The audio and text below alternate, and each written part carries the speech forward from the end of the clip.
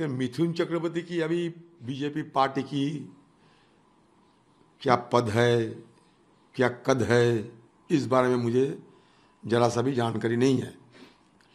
हो सकता है कि मिथुन चक्रवर्ती एक मशहूर कलाकार जरूर हैं, डायलॉग देने में माहिर भी हैं और सियासी झूला में झूलने का भी उनका काफ़ी दिलचस्पी भी रही होगी। आपने सुने हैं, कभी टीएमसी कभी बीजेपी, वो करते करते यहाँ तक आ पहुँचे।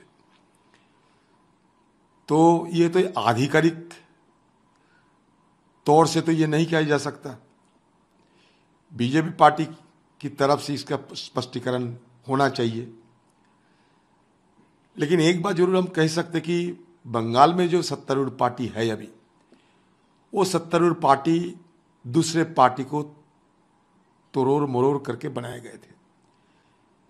ये खरीद फरोख्त की ये पार्टी बंगाल में विपक्ष जैसे कांग्रेस के एमएलए को खरीद कर ये पार्टी अपना ताकत बढ़ाई थी।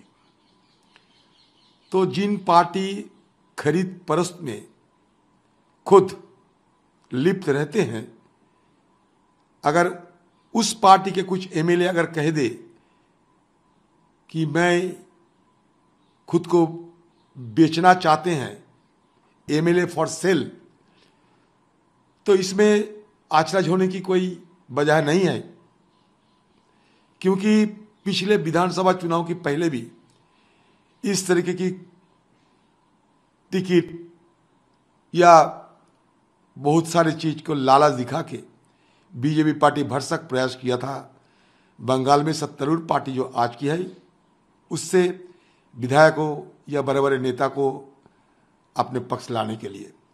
तो बंगाल में ये सियासत है जहां खरीद फरोख्त चलते हैं और खरीद फरोख्त की ये जो तहजीब बंगाल के आम लोगों के, जिनका कोई परिचय नहीं थे, जानकारी नहीं थे, बंगाल के आम लोगों को ये खरीद फरोख्त की तहजीब, ये आज की सत्तारूढ़ पार्टी बंगाल में आमदनी किए थे। और बीजेपी तो इसमें माहिर है, सारे हिंदुस्तान में विपक्ष लोगों को डरा के या तो लालची दिखा के अपने पार्टी में शामिल करना इनके बखूबी आते हैं। तो इस तरीके की प्रयोग बंगाल में भी हो सकते हैं। तो इसमें मैं ये चौंकाने वाला बात बिल्कुल नहीं है, क्योंकि बंगाल में ये होते रहते, लेकिन ये आधिकारिक तौर पे बीजेपी पार्टी तो नहीं कहते अभी तक। लेकिन हम सब जानते हैं कि डराना, धमकाना, लालच दिखाना, ये बीजेपी पार्टी की दो तरफा औजार वो अपनाते हैं, कैरट एंड स्टिक। एक तरफ हमारे साथ आओ, गाजर मिलेगी, और ना आओ तो ईडी मिलेगी। तो तुम अभी तय कर लो, ईडी लोगे या गजर लोगे।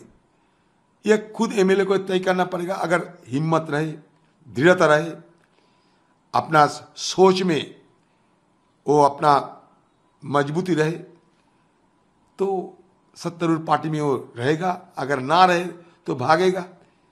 इसमें कोई नई बात नहीं है। बीजेपी पार्टी की पास पैसा की अंबार है, साथ में ईडी सीबीआई है, कुछ भी कर सकते हैं।